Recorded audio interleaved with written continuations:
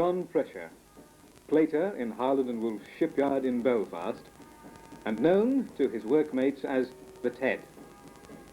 John is devoted to Elvis, to rock and roll, to the music and modes of the 1950s.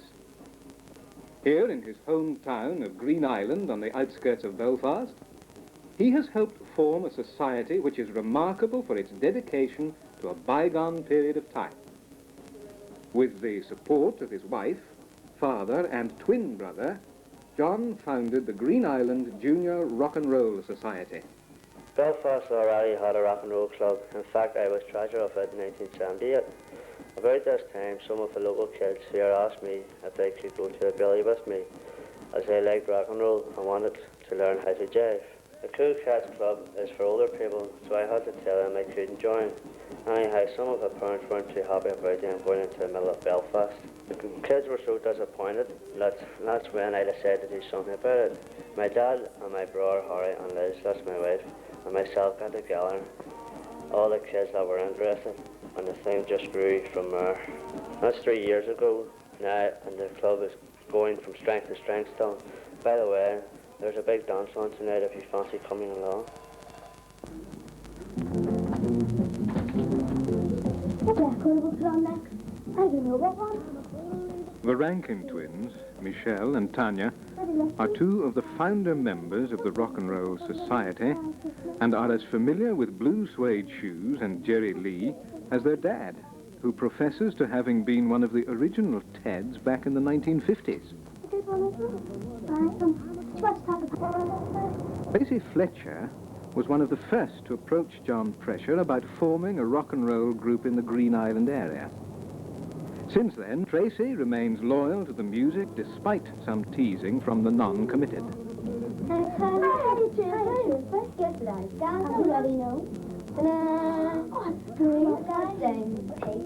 Which was that? I'm not telling you. I bet you it was here. Oh, no, it's me. Wish I had that. It's Buddy Holly and all, Anna. Get up and hang dog on. Hang dog. I have got that as well. Yeah, come learn to live, you know, until getting petticoats for the night. That's a good idea. I might as well. Are you going to live there? Yes. I remember when up the new victim that time. Well, I got these photos taken off me. What do you think of them?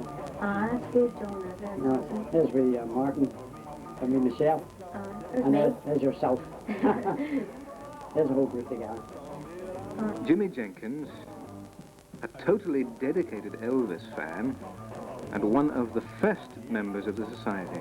Bob Pressure, John's father, describes himself as the entertainment manager.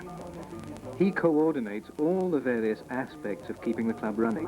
We'll nice one. Go around and see how they're getting the post up tonight, you know? Aye. Okay, We'll see the next day. Okay, sure. Right, see ya.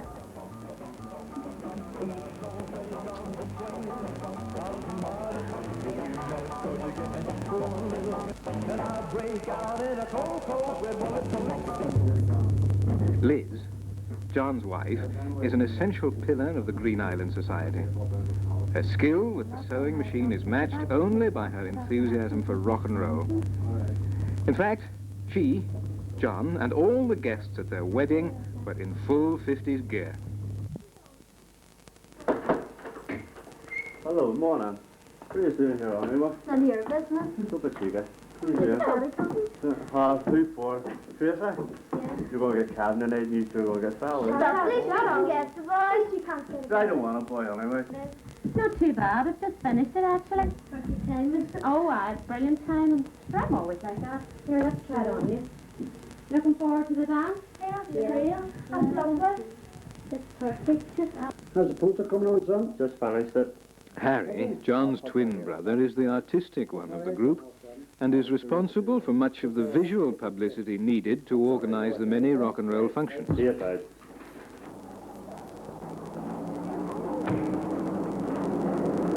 The Greenisland Society is particularly lucky in having Pete's place close by in Carrickfergus. Pete, who is completely blind, has built up an excellent business in the town and specializes in getting hard-to-obtain oldies for his customers.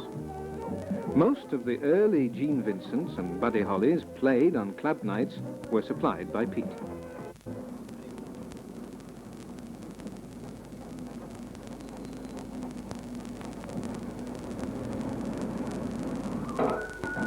At one time, the society met in the spacious Greenisland Community Centre, but soaring costs made it impossible to continue with this arrangement, and now the weekly meetings are held here in what Bob terms as much cosier conditions. Obviously, it is impossible to buy 50s gear off the peg, and special orders such as drape coats have to be tailor-made.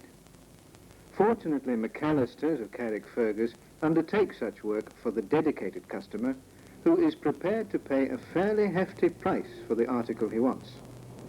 Some club members try a bit of do-it-yourself and convert modern gear into something resembling the 50s styles.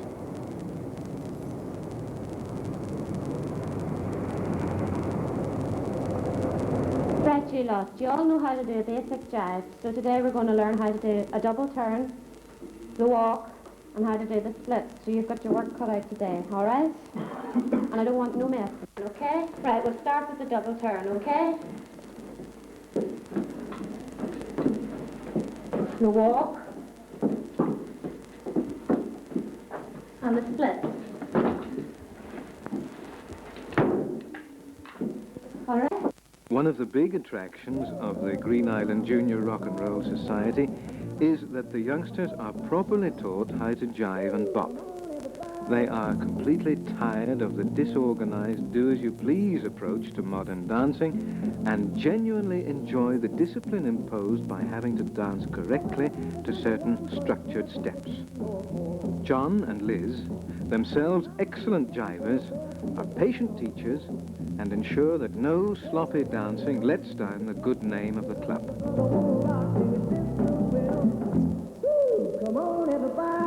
Tanya. I like rock and roll because I like the music. It's good to dance to.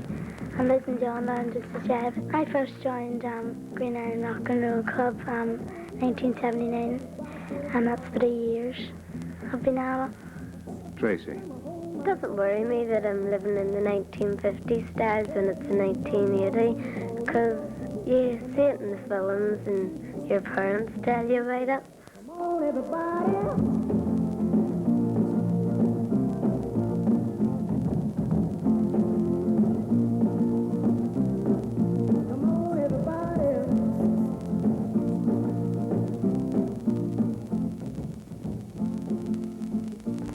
Right now, Horry and Murray's going to demonstrate 2 different styles of bobbing. So watch carefully, where you go. Now Murray's is the heel full leg movement, where Horry's is a foot movement. Though bopping may appear to be a random, do-as-you-please style of dancing, it is in reality a difficult and exacting skill. The arms static. Marty's style is more of the American college boy bop, while Harry's is based on the British teddy boy style around 1956-58. Michelle. I get my gear, I get material from the town, and I give to Liz and she makes the strindles, and I just make my own petticoats, but I don't wear suspenders, just wear ankle socks. Jimmy. Well, my dad and mum think it's all right because my dad was a teddy boy when he was young, and he enjoyed it. So I turned Ted.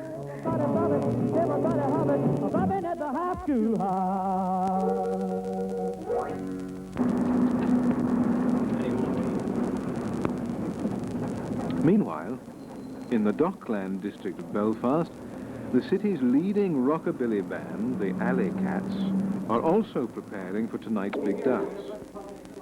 This is the Bailey Bar, home of rock and roll in Belfast, and known locally as the Cool Cats Club. The Alley Cats have built up a large following among Ulster's rock and rollers and are special guests at the Greenisland Hop tonight.